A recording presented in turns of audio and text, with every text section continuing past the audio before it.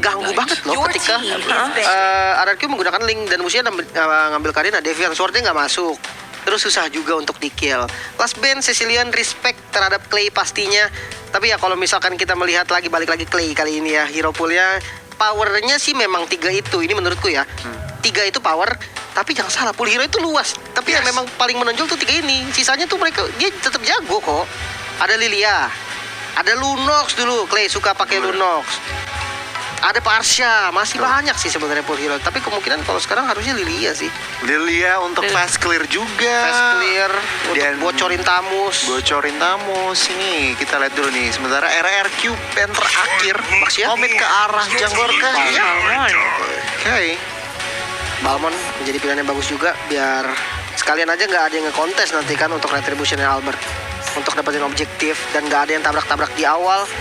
Namun ketika sudah ban terhadap Balmon, maka pool hero-nya makin sempit lagi. Darat diambil. Oke, ini yang seperti tadi Budi bahas. Iya. Flex pick dari Tamus Atau mungkin daratnya yang ditaruh bisa. jungle. Karena dua-duanya sebenarnya kalau match up sama Esmeralda nggak jadi masalah. Iya, benar. Masih bisa strong juga. Jadi masih tanda tanya banget untuk RRQ. Junglernya sebenarnya RRQ udah nggak perlu berpikir lagi, udah jelas jungler Albert dengan Link, Esmeralda EXP, tinggal hero-nya dari Skylar sama Skylar, Beatrix sebenarnya masih open, tapi kayaknya ini Beatrix-nya di bait, Bude. Oke, ini Lunox kayaknya. Lunox nggak sih? Beatrice Lunox. wow, 5 hero dari RRQ. Comfort pick banget sih. Comfort pick dari kelima playernya. Ini ngeri sumpah. Omega sih berani banget ya. Mungkin kayak bisa dibilang dari semua tim yang bahkan dari event-event sebelumnya berhadapan sama RRQ, cuman Omega yang paling berani kayak gini. Ngelepasin Link, ngelepasin Ngelepas Frank, semua, ngelepasin Bude. Beatrix, ngelepasin Esmeralda. Oke. At least dia respect 1 ke Clay sih. Dia Yuk, respect ke Clay. game kedua. Belum. Belum, Oh, belum ya, belum ya. Sabar. Udah yakin itu tuh Benar. Kita Yang jangan penting jinx dulu. yakin. Oh, Kita iya, langsung iya, semangatin dulu kolom komentar, langsung tulis Beatrix FIFA Twin. RRQ. Ya. Bendera merah putih. Yes. We own amateur dan Supremacy. Supremacy. Kalau mau lebih juga boleh, MSC X Grab juga nggak apa-apa. Oh boleh, tapi bendera merah putihnya dong. Yuk. Penuhin. Ayo. Ada Ivano, ada Alter, Yanti. Ini kutub utara sampai kutub selatan. Bahkan tadi aku lihat banyak banget yang nobar ngetek kita bertiga. Tapi inilah dia, beri dukungan untuk pemain kita RRQ Hoshi dari Indo Pride dan juga melawan tim Filipina yang tentunya ini akan menjadi perlawanan yang sangat sulit bagi keduanya.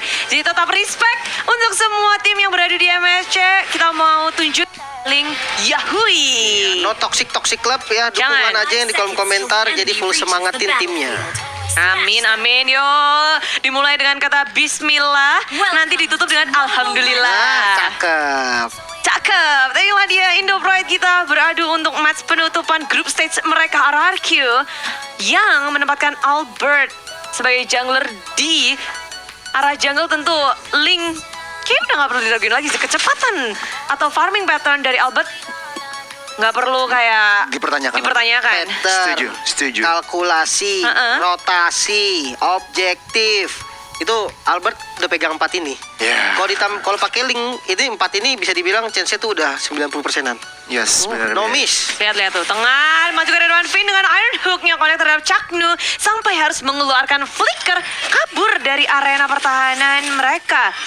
Finn pakai Franco dari MPL aja kita udah tahu performanya dia dengan Iron Hook-nya dan juga dengan kalkulasi yang tepat, Pelatihan timingnya. pelatihan timing dan rotasi.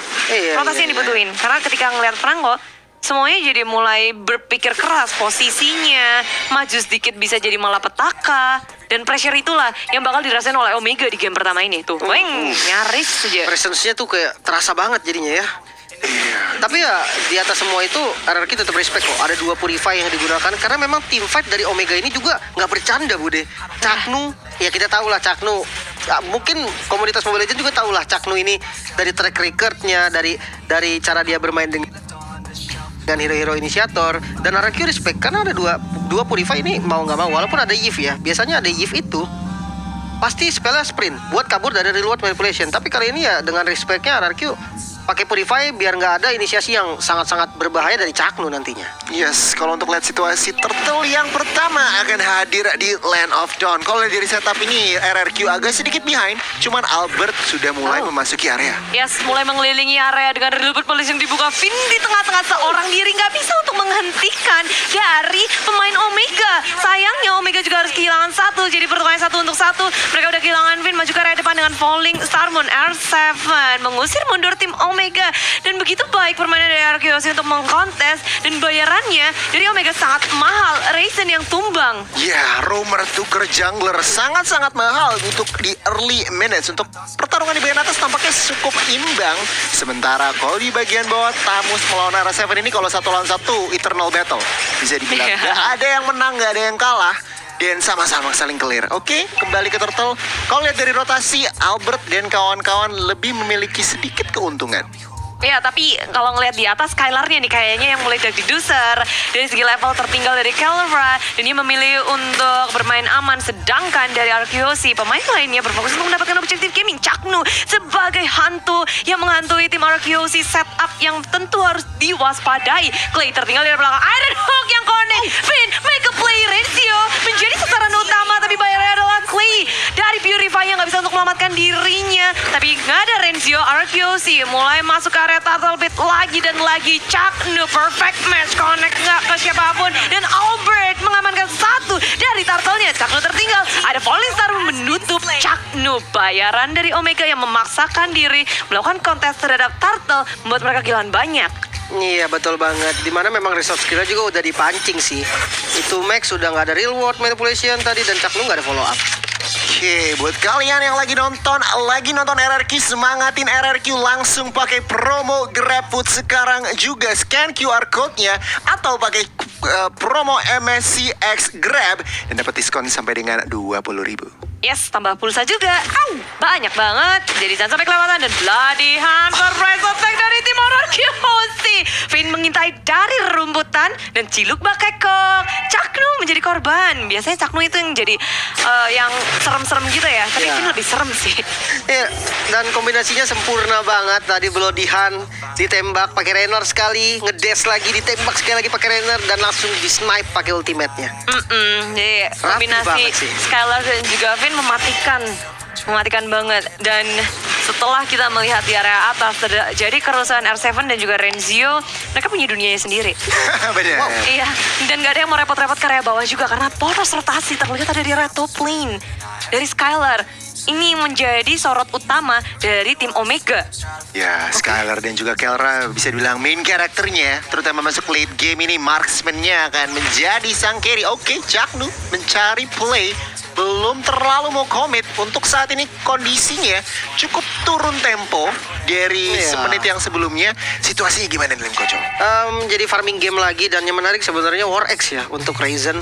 Walaupun udah sempat kena nerf lagi War X ya, tapi tetap menjadi item utama bagi D-Rod-nya Ryzen, yang dimana banyak sekali sekarang udah mulai pakai Hunter Strike sih. Dia berani dengan War X-nya, dan kita akan lihat nih, apakah masih efektif dari War X ini.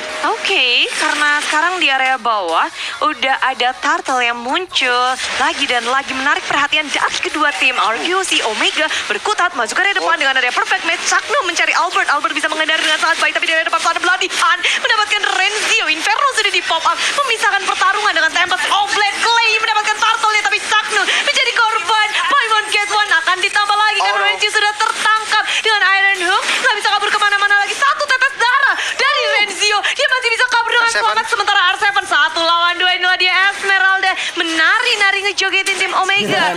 Wow, Finn Iron Hook untuk secure kill ke arah Renzio. RRQ Hoshi Indonesia berkumandang besar di menit yang ke-6. Ya, aku pikir itu bakal selamat, ternyata enggak. Dan ditambah satu Iron Hook Ini di game yang 2. nyuri gold buff. Game 2 harus ban sih. Sumpah ban Franco. Gila. Gak apa-apa, jangan di-ban. Jangan Oh iya nggak apa-apa. Bagus Biar menang, dong. biar menang. Bagus dong. Bagus.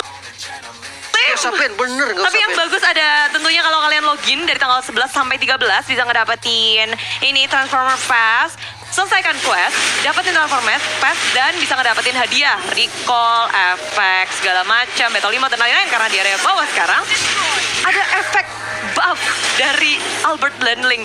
Ini dua kombinasi yang kayak Cecilion sama Carmilla. tambah strong. Benar. Albert plus Ling. Iya, itu emang kuat sih dia. Oh, Iron Hook yang connect begitu saja, ditambah Bloody Hand belum ada follow up damage tampaknya, dan bisa dibilang Chuck Nu terpaksa menggunakan flicker untuk keluar dari situasi tersebut. Lihat statistik dari Chuck Nu untuk game kali ini 0-3-1, masih kurang relevan untuk Atlas ini dalam Land of Dawn. Ini yang menurut aku jadi PR mungkin buat Omega, Lim. Dan ada juga nih informasi di tengah-tengah kalian ini bisa ngedapetin banyak hadiah dengan mendukung tim Indonesia lewat Karnival TikTok. Buruan buka TikTok karena sekarang banyak banget activity yang bisa kalian lakukan, seperti melihat Finn yang tumbang di area tengah tapi dibalas dengan sangat sadis oleh Albert masuk ke area belakang, dan R7 mencuningan semua member dari tim Omega. Gak ada yang bisa ditukarin lagi Chuck Nu untuk Finn, cukup sampai di situ. Ya, cukup banyak resource-nya keluar, dan targeting terhadap Chuck Nu ini menjadi pilihan yang sangat tepat untuk teman-teman RRQ. Walaupun ya dari Omega sendiri dia galak banget. Dia tahu Finn gak ada Bloody Hand, tadi dia tahu Finn out position, dia berani banget untuk makan, namun Falling Star Moon masuk. Oke, R7 rumor position juga terpaksa dibuka. Kiora di bagian belakang tidak bisa berbuat banyak. Bahkan Gift dan juga Renzio harus hilang. Oke, itu Max ternyata masih selamat, tetapi Ryzen di bagian depan tidak bisa survive, Putih. Ya, ditambah lagi sekarang Chuck Nu akan menjadi sasaran selanjutnya RRQ Musi ketika sudah melakukan sesuatu. Mereka komit dan keunggulannya, keuntungannya maksimal. Dengan ngedapetin 4 member almost wipe out, mereka beralih ke arah Lord. Semua gerakan RRQ Hoshi begitu efektif dan efisien. Iya, dengan inisiasi yang bagus sebetulnya tadi. Dari inisiasi Esmeralda-nya R7, Falling Star Moon ke bagian belakang, sebenarnya defensifnya juga udah oke. Ada Fataling, ada Reward Manipulation langsung di open. Namun sayangnya memang teman-teman dari RRQ sekarang megang gold, jadi kuat banget. Tapi R7 di depan 1 lawan 5 masih bisa nahan Falling Star Moon untuk kabur ke area belakang menyelamatkan dirinya. Dan sementara ini Omega mereka tertinggal 6.000 net worth. Itemnya pun jadi kayak gini. Oke, Endless Battle dan Berserker Fury ini yang dipilih untuk clean dari Kelra. Ya, ini memang yang dibutuhkan sih, dengan damage burst sebesar-besarnya untuk mendapatkan 1 kill, dan ketika ada Fataling juga bisa banget jadi follow up.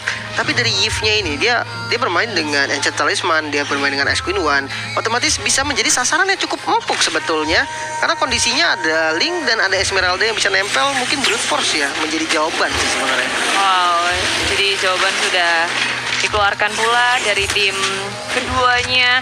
Omega melakukan defense di menit yang ke-9. Lord belum bisa membantu RQC untuk mendobrak sampai ke arah inhibitor, tapi atasnya tuh udah tinggal maju dikit lagi. Mereka udah bisa nyentuh inhibitor. Tengah, bawah, minionnya ke-push semua. Gila, ini dia 9 menit ya, 10 menit lah ya. Keunggulan goldnya 7.300 ya, sekitar hampir 8.000 bahkan. Dan semakin ngegulung loh. Iya, Albert tajir, levelnya tinggi. Aduh, Albert sama Scalar di atas dari Flying Gold. Itu dia, 2 damage dealer dan 2 core dari RQC. Ya, ini hari baik untuk mereka sih. Iya. Dan dia dapetin hero nyamannya, dan dia nggak mengecewakan sama sekali. Dia bermain dengan performa yang sangat baik. Tapi kita lihat inisiasi mungkin dari Chuck Nu sebenarnya bisa untuk membalikan keadaan, dengan catatan Fatalingnya benar-benar dapetin target yang dibutuhkan, which is ya mungkin kalau nggak Albert, Skylar. Ini dua damage dealer yang dimiliki sama RRQ, dan jangan lupakan follow up damage-nya harus pas. Gak boleh jumawa ya, walaupun udah di atas awan, di atas langit dengan net worth, point kill, posisi turret, dan levelnya Albert bentar lagi udah maksimal, sementara Ryzen baru 11. Jadi gapnya tuh tinggi banget dari EXP, gold segala macam. RQC lagi di atas. Tapi dukungan kalian juga jangan henti-hentinya. Ayo spam bendera merah putih di kolom komentar. RRQ Hoshi, perwakilan dari Indonesia, ini lagi berjuang untuk mendapatkan kemenangan lagi. Oke, R7 di sini mencari opening untuk membuka war belum maksimal, sehingga RRQ juga nggak langsung komit. Mereka mencari setup posisi untuk setup the next Lord. Ini Omega ketinggalan 7.000 gini sulit banget untuk bergerak. Oke, mereka mau farming, tetapi balik lagi ruang gerak itu benar-benar dipres secara pelan-pelan, tapi pasti sama teman-teman. Satu pilihan yang paling bener nih, kalau memang mau komit banget ya, paling nggak bait dulu Purify-nya R7. Jadi dia nggak bisa masuk terlalu dalam nantinya. Kalau dia emang udah di bait Purify-nya terus dia masuk ke dalam, coba makan. Paling itu sih yang boleh dilakukan. Kalau nggak apalagi split push pasti dimakan Albert. Beratnya Perang besar pasti caranya Jauh buat nge-trigger Purify-nya Seven? Itu dia. Sebenarnya Mau memang fataling sih, mau nggak mau. susah sih sebenarnya. Nanti war-nya sisinya gimana? Karena menurutku Fataling ini ya punya peran yang sangat penting untuk Omega membalikan keadaan. Iya, Kayak iya. satu momen dari Fataling yang Betul. perfect aja di follow up sama Kelra mungkin yang dengan damage-nya yang besar. Itu bisa jadi momennya Omega. Iya, cuma ini jadi nggak jalan-jalan sih kelihatannya ya. Kayak landingnya benar-benar dikontrol. Lihat minion managementnya di bagian top lane, di bagian bottom lane, semuanya di-push sama RRQ. Dan kali ini dia set up Lord. Ini memaksa pressure juga bagi teman-teman Omega karena landing atasnya harus mereka urus. Kalau enggak nanti base turretnya bisa kecicil sedikit demi sedikit gitu kan. Lama-lama ya hancur juga.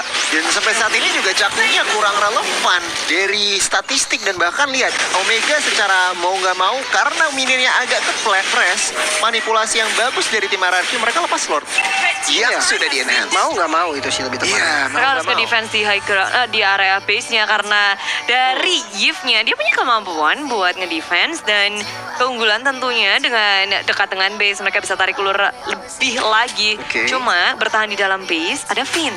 Dia bisa mancing siapapun untuk keluar. Iya, hati-hati aja dengan Iron Hook-nya. Tapi benar kata Bude, satu high ground ditambah dengan ada satu Atlas juga yang membuat pasti dari Arceus ini dia mencar gitu. Nggak mungkin dia ngumpulin satu titik karena follow up-nya itu kuat banget dari clean-nya Kelra nih.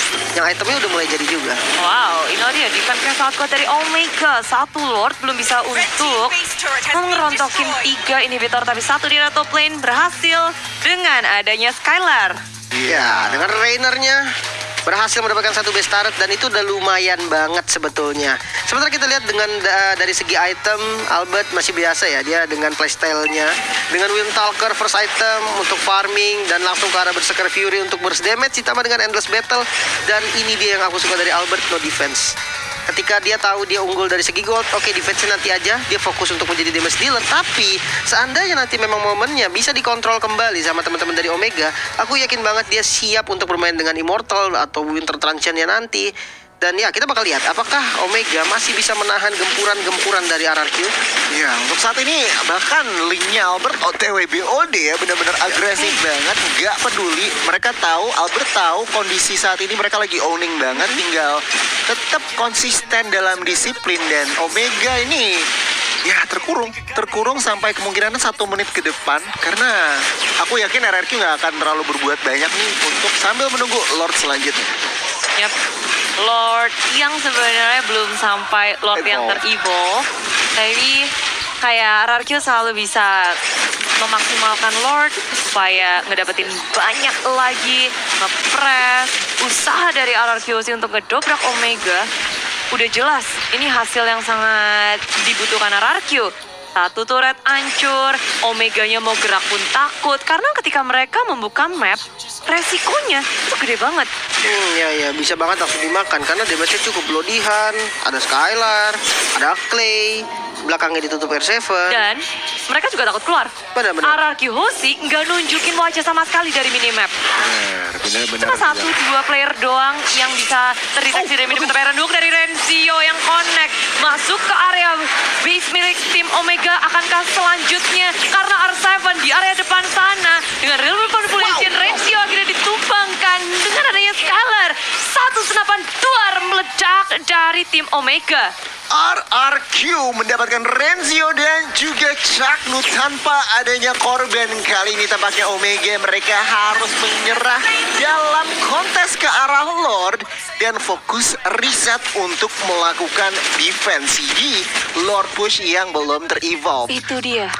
Bagus. Satu keluar. Bagus banget. Resikonya udah yang kita bahas tadi kan. Iya, Resikonya iya. gede banget. Ada Finn maju ke area depannya tarik lagi Finn menjadi pemancing handal dari tim RRQ. Satu lagi tak bisa untuk mendefense dengan 3 orang saja karena RRQ akan masuk dengan adanya minion di area bottom lane. Chaknu suka tenaga untuk nge-clearing minion. Ada nuk dari Finn lagi untuk ngedapetin satu katapult. Bahkan Lord itu masih jauh. Mereka udah ngacak-ngacak base-nya Omega. Ini Vin, gimana ya dia cara gerakin itu tarikan ya? Bisa kena terus. Dan yang tadi ya di momen sebelum Lord tadi itu yang ketika teman-teman dari Omeganya mulai keluar, itu menarik banget Bude. Karena ketika di Iron Hook terus dia dapat Tamus, gak langsung di blodihan. dia tahan dulu. Tiba-tiba pas masuk si Caknu tadi dengan atas, baru dia belodihan. Wah, dan itulah dia permainan dari tim RRQ Husi yang membuat Lord gratis masuk ke dalam base pun dengan lebih meyakinkan. 5 pemain sudah menduduki areanya bersama dengan Lord yang belum tereliminasi. Omega sekuat tenaga untuk melakukan defense di area samping sana. Fataling mengenai 2 member dari tim RRQ masih bisa bertahan. Flicker dikeluarkan oleh Skylar, posisi yang on point, memberikan damage yang besar. Tapi Clay sudah tumbang. Skylar cukup sekarang memilih untuk bermain lebih hati-hati lagi. Finn tertinggal di area belakang. Satu lagi R7. Esmeralda terkuat di galaksi menahan member dari Omega dan menarik perhatian supaya nggak ada yang melakukan defense. Base pun hancur. Terlalu terekspos dan RRQ